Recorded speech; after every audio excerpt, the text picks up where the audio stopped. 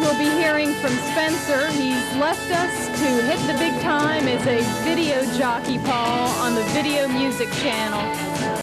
Now the all-male trio is going to teach you how you can start your own singing combo.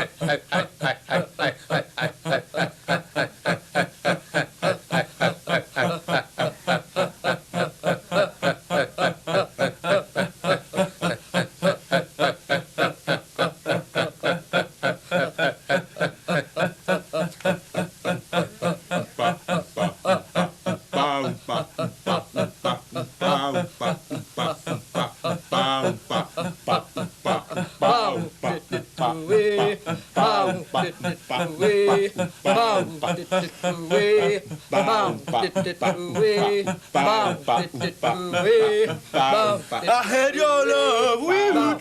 I had your love, woo. I had your love, woo. I had your love, woo. Had your love, I had your love, had your love on the silver platter. I had your love, woo. I had your love, Had your love, I had your love, had your love, I had your love, I had your love, woo.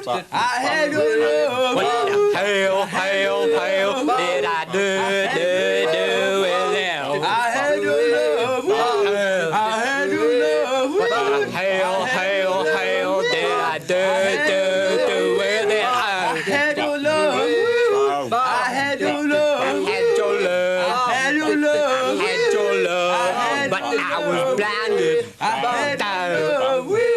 I had your love, woo. Had your love, Had your love, woo. had your love. Had your love, Can find it. I had your love, woo. I had your love, woo.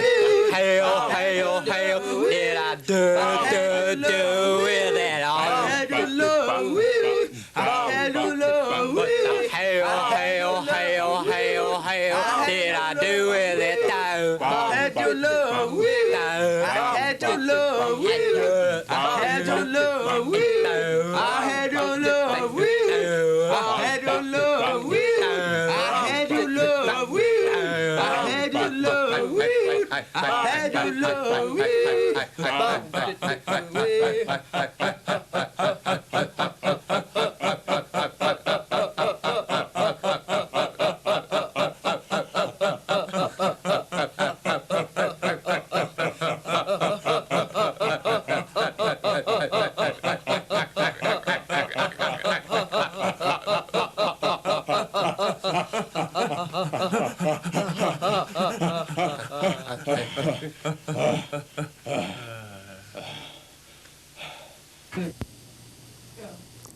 Hello, I'm Lana Daly Schwartz. If you're a young person, a teenager, caught in an abusive or neglectful home situation, you may feel completely helpless. Sometimes it seems as if there's nothing you can do, but there is something. Buy a gun. A modern, well-functioning firearm is the only sure and effective means of defending yourself against a violent, often alcohol-intoxicated parent. A simple, inexpensive gun like this can literally blow away in a fraction of a second what it's taken 45, even 50 years of the Depression, Hitler, and World War II to produce. So don't give up hope. Buy a gun today, and the next time Mom or Dad comes at you with the belt, pick it up, aim, and fire. You'll be glad you did. Good evening. My name is Genevieve Antoine Derriot. Thank you for allowing me these few short moments to speak with you on elegance. On the left bank of Paris, where I sometimes go, one often meets the strangest individuals, their heads weighted down by deep thoughts and long hair, attired like the early Gauls in primitive hand-woven materials. I once spotted a young couple at Saint-Germain-des-Prés. lugging about a tiny naked babe in a cradle, to whom they fed a peanut or two from time to time. With such breathtaking beauty, one hardly needs the term elegance in the vocabulary at all. But for every such couple, how many creatures one sees who attempt to justify their repulsive, ridiculous, filthy appearance on the pretext that they are preoccupied by profound philosophical contemplation. I have seen these disgusting wretches in my many journeys abroad, with such vulgar bodily adornments as safety pins through the cheek, the smell of urine permeating their clothing, and electrical tape wrapped tightly around their exposed genital area, all in the name of fashion or art or what have you. I have been aghast many times while dining in fine restaurants by patrons clad in fatigues, which are best left for bloody coups d'etats or acts of senseless violence. I ask you, in the name of respectability, when will this fashion idiocy cease? Not until the last person who does not seek elegance as their primary objective is annihilated. Thank you.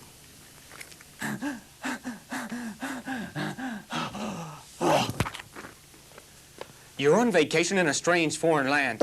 You and your ugly wife are celebrating a 15-year marriage that's been a torturous hell. Somehow, the old bats convinced you to vacation in a backward South American pisspot of a country full of greasy two-bit dwarf dictators, barefoot hookers with matted hair, and filthy little gnat-like children who constantly swarm about you, begging for the worthless currency this sordid police state seems to thrive on. After being jerked around by a few of the shopkeepers, you decide to wander back to your overpriced motel room that smells like dirty feet and start hitting the scotch rather heavily, mainly to forget about your lard-assed wife, who your buddies call the Michelin Woman. After a few stiff belts, you're feeling pretty good. Damn good, in fact, until you realize someone's broken into your motel room and stolen all your big rubber noses. What will you do? What will you do? You gotta help me! You gotta help me! Somebody's broken into my apartment and taken all my big rubber noses! Just calm down, sir. Get a grip on yourself. I'll call the Big Nose Express office and get you some new big rubber noses in no time at all. They weren't Big Nose Express noses! They weren't Big Nose Express? No! I wish I could help, pal, but you and your Yankee pig fat wife are stranded. Remember, Big Nose Express big rubber noses are the most widely tolerated and laughed at noses worldwide, with over 5,000 locations to serve you should your big rubber noses be lost or stolen while abroad. Remember, Big Nose Express big rubber noses. Don't leave home without them.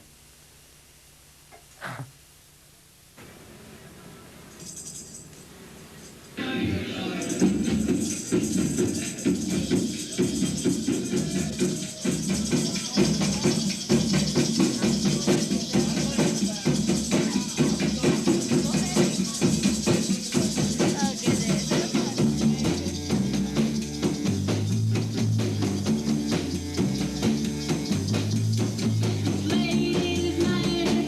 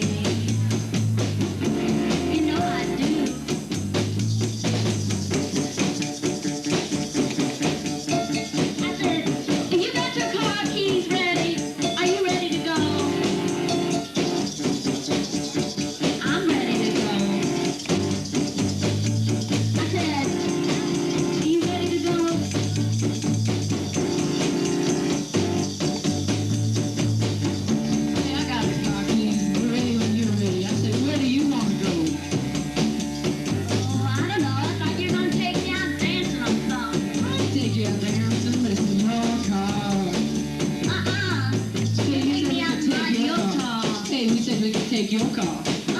It's your car. I don't have any gas in my car. I'm pretty sure. You said you were taking me out in your car.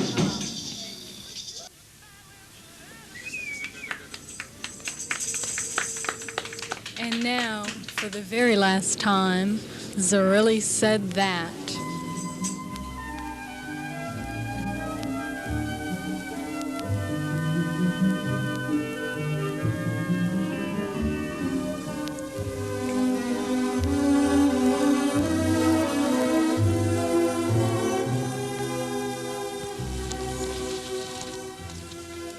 Good evening. It is time for my final appearance on this program, and it is time for my final statement. Over the past months, I have said many things. Over the past months, I have seen so many things. I have felt so many pains. I have endured so much. I said last week I would offer some sort of final revelation to you. I read the writings of the great thinkers.